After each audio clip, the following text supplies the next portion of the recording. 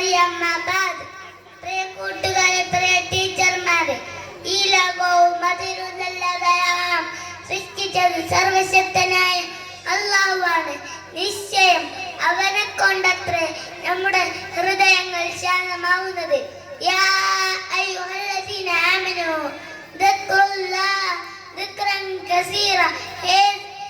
ഞാൻ നിങ്ങൾക്ക് ഓതിക്കേൾപ്പിച്ചത് വിശുദ്ധ ഖുർആനിലെ സൂറത്തുൽ അഹ്സാബിലെ 41-ാം വചനമാണ് ഞാൻ നിങ്ങൾക്ക് ഓതിക്കേൾപ്പിച്ചത്. ഹേ സത്യവിശ്വാസികളെ, നിങ്ങൾ നമ്മുടെ ധാരാളമായി ഓർക്കുക. പ്രിയ കൂട്ടുകാരെ, എന്താണ് ദിക്ർ?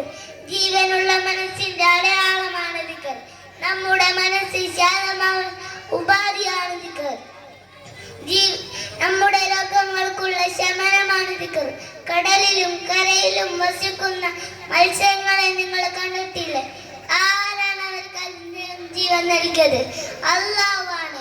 അടുത്ത വെള്ളം വെച്ച് പോയാൽ അവർക്കെല്ലാം എന്ത് സംഭവിക്കും? ആരെല്ലാം ചത്തുപോകും.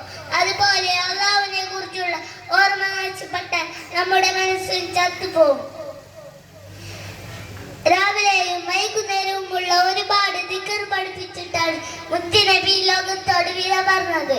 എന്നാൽ നമ്മളോ ജീവിത തിരക്കിനിടയിൽ അതെല്ലാം മറന്നു പോകുന്നു.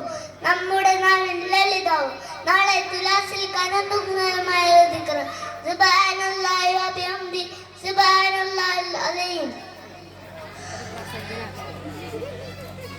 ഓരോ ദിവസവും തുടങ്ങുന്നതും അവസാനിക്കുന്നതും ദിക്ർ കൊണ്ടാവണേ എന്നോർമ്മിപ്പിച്ച് ഞാൻ കൊച്ചു പ്രസംഗം വളർത്തുന്നു. അസ്സലാമു